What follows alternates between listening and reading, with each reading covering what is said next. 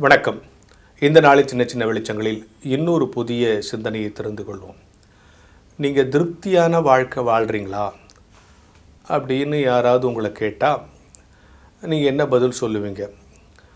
ஒரு உளவியல் அறிஞர் சொல்லுகிறார், இந்த மனுஷனை திருப்திப்படுத்தவே முடியாது இல்லையா? இப்போ நான் என் அளவில் திருப்தி அடையவே முடியாது. ஆனால் திருப்திகரமான வாழ்க்கைன்னு நம்ம எதை சொல்கிறோம்? நல்ல வருமானம், நல்ல வசதி, நல்ல உறவுகள், நல்ல ஆரோக்கியம், இதெல்லாம் இருந்தால் ஒரு பிரச்சனை இல்லைப்பா, நான் திருப்தியாக இருக்கிறேன்ப்பா அப்படின்னு சொல்கிறோம். ஆனால் மனிதனை முழுமையாக திருப்திப்படுத்த முடியாது என்பது தான் வாழ்வியல் தத்துவம். அப்போது நான் திருப்தி அடையணும்னு சொன்னால், முழுமையாக திருப்தி அடையணும்னு சொன்னால், இல்லை நான் திருப்தியான வாழ்க்கை வாழ்கிறேன்ப்பா அப்படின்னு சொன்னால், எதெல்லாம் செஞ்சால் நான் திருப்தியான வாழ்க்கை வாழ முடியும்? இலக்கியங்கள் சொல்லுகிறது, நீ திருப்தியாகணும்னா சில விஷயங்களை நீ திருப்திப்படுத்தணும்.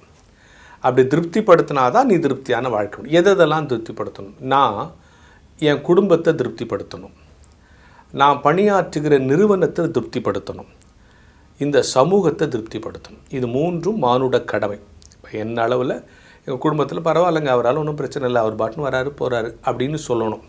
அவரால் எந்த ஆபத்தும் இல்லைன்னு சொல்லிட்டா குடும்பம் திருப்தியாக இருக்குன்னு அர்த்தம். நம்ம வேலை செய்கிற அலுவலகத்தில் அவர் உண்டு அப்புறாணி சார், அவர் உண்டு, அவர் வேலை உண்டுன்னு இருப்பார், அவரால் இந்த நிறுவனத்துக்கு பெரிய ஆபத்தெல்லாம் ஒன்றும் இல்லைன்னு சொன்னால் என் வேலையை செய்கிற நிறுவனம். சமுதாயத்தில் நான் பார்க்குறவங்க நல்ல மனுஷன் சார், அவர் பாட்டு போவார், எந்த வம்பு தும்புலையும் கலந்துக்க மாட்டார். சமுதாயத்தை திருப்திப்படுத்துறது. இது அடுத்தது கிறிஸ்தவ கடவுள் கடவுளை திருப்திப்படுத்துறது. எதற்காக கடவுள் என்னை படைத்தாரோ அந்த இலக்கை, அந்த நோக்கத்தை நிறைவேற்றுகிற வாழ்க்கை வாழறான் கடவுள். பரவாயில்ல, இவனை படைத்தோம், ஏதோ பிரயோஜனமாக வாழ்கிறான், 4 பேருக்கு பிரயோஜனமாக வாழ்கிறான்னு கடவுளை திருப்திப்படுத்துது. இந்த களங்களிலெல்லாம் திருப்திப்படுத்தினால்தான் என்னுடைய வாழ்க்கை திருப்தியான வாழ்க்கை என்று நான் சொல்ல முடியும். நான் திருப்தி அடைகிறதில்லை. நான் திருப்தி ஆகணும்னு சொன்னால் ஒரு மனிதன் யாராக இருந்தாலும் இந்த 4 விஷயங்களை திருப்திப்படுத்துகிற வாழ்க்கையை வாழ வேண்டும். குடும்பத்தை, வேலை செய்கிற நிறுவனத்தை, தன்னுடைய சமூகத்தை, திருச்சபையை அப்படின்னு கூட வச்சுக்கலாம். கிறிஸ்தவ வாழ்க்கை, கிறிஸ்தவைங்கிறத விட கடவுளை திருப்திப்படுத்துகிற வாழ்க்கை.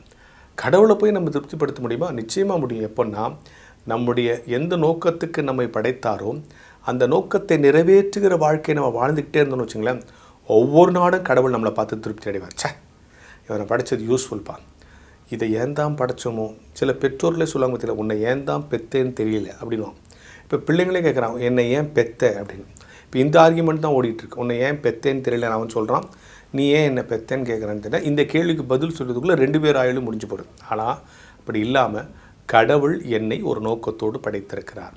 அந்த நோக்கத்தை நிறைவேற்ற எனக்கு பல்வேறு களங்களை கொடுக்குறார். அந்த களங்கள் தான் குடும்பம், வேலை செய்கிற இடம், சர்ச்சு, சொசைட்டி. இந்த சொசைட்டியெல்லாம் திருப்திப்படுத்தி சரியான கிறிஸ்தவனாக வாழ வேண்டும். அதனால் கடவுள் நம்மளை பவர்ஃபுல் லைஃபுக்கு அழைக்கலைனாலும் ஃபெய்த்ஃபுல் லைஃபுக்கு நம்மளை அழைச்சிருக்கிறார். ஆக ஃபெய்த்ஃபுல்லாக இருக்கிறது, கடவுளுக்கு ஃபெய்த்ஃபுல்லாக இருக்கிறது கூட கடவுளை திருப்திப்படுத்துகிற ஒன்று தான்.